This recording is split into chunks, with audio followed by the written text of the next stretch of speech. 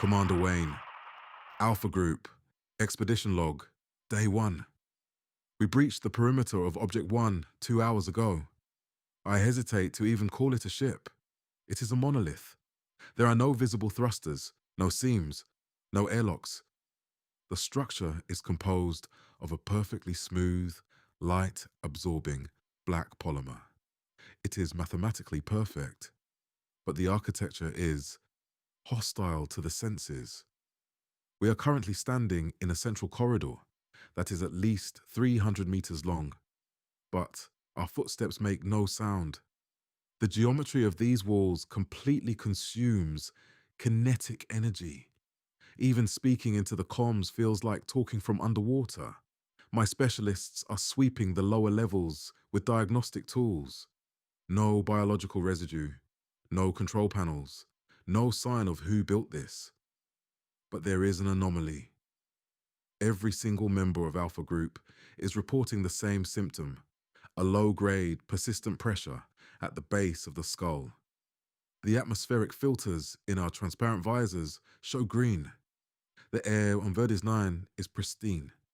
No toxins, no spores. Yet, the magnetic field of the planet itself seems to be vibrating. It feels like standing next to a massive, silent tuning fork. Wait.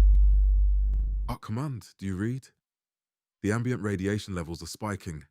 I'm looking out the main breach. The sky is shifting from blue to a dense, heavy violet. The flora outside is glowing. We have an electromagnetic storm incoming. It's massive. Alpha Group, form up at the entrance. Check your defensive tools, lock your visors. We are about to lose the orbital uplink. Arc Command, this is Alpha Actual. Do you copy? Negative. The orbital signal is gone. The electromagnetic storm has fully blanketed the upper atmosphere. Total blackout.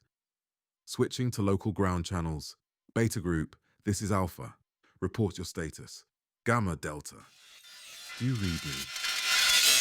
Alpha. Drop the volume on your receivers. That interference is brutal. The EM waves are completely scrambling the local frequencies. It sounds almost structural, like the storm is forcing the architecture of this monolith to broadcast a raw machine code. There is no way we can coordinate with the other teams over this noise. My HUD is glitching. Our transparent visors are polarizing on their own to block the shifting light spectrum outside. But the cranial pressure is intensifying. It is the planetary resonance.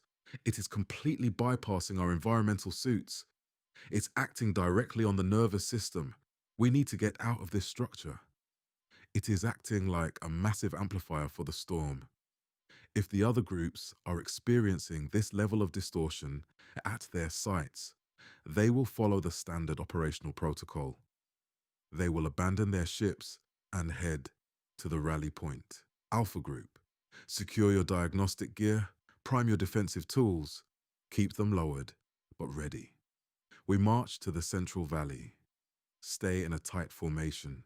The visibility out there is dropping, and this frequency, it is messing with my depth perception.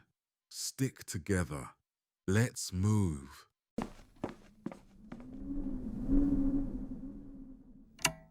Alpha Group, halt. Hold position at the ridge. Drop to a low profile. I have visual on unknown entities in the valley below. They are moving directly towards our rally point. Magnifying visors now. There are 5 targets. Their physiology, it contradicts our atmospheric data. They appear to be wearing heavy, asymmetrical armor made of jagged, calcified plating, like walking coral or polished bone. They are carrying large instruments of force. The design looks completely organic, almost fused to their upper limbs. But observe their movement. Spacing is exactly 5 meters. Staggered column formation. They are checking blind spots. They are covering overlapping sectors. Their tactical algorithms are highly advanced, almost mimicking our own infantry doctrines.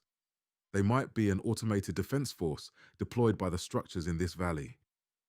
I am broadcasting the universal non-aggression sequence on all remaining frequencies. Flashing optical beacons now. No response. Only that same mechanical interference. The entities have stopped. They are reacting to our optical beacons. They are shifting into an aggressive posture. They are raising their instruments and aiming directly at our elevation. Alpha Group. They are denying our transit to the rally point. We cannot let them secure the high ground. Spread out. Prepare your defensive tools. I am authorizing a synchronized warning strike to halt their advance. Do not break formation. Execute on my mark. 3, 2, 1. Expedition log. Update. The engagement lasted exactly 4 minutes. The entities returned synchronized kinetic projections almost instantly. Their defensive tactics are flawless. As soon as we initiated the warning strike, they deployed suppressing energy and retreated into the lower trench system. Specialist Hayes sustained a kinetic impact to his shoulder plating. The armor absorbed the projection, but the physical force was massive. He remains fully operational. The entities are using instruments of force that operate on familiar thermal principles, despite their organic, bone-like appearance. It is highly efficient. I am officially designating the Central Valley a hostile transit zone. They did not pursue us up the ridge. They are currently holding the southern approach to the rally point, locking down our primary route. The electromagnetic storm shows no signs of dissipating. The planetary resonance is still polarizing our visors. The cranial pressure is no longer an anomaly. It is becoming a baseline constant. We are establishing a fortified perimeter in this overhang. We will hold our position, conserve energy, and monitor their movements. At first light, we will attempt to flank their position and resume our advance. We must coordinate with Beta, Gamma, and Delta groups at the rally point.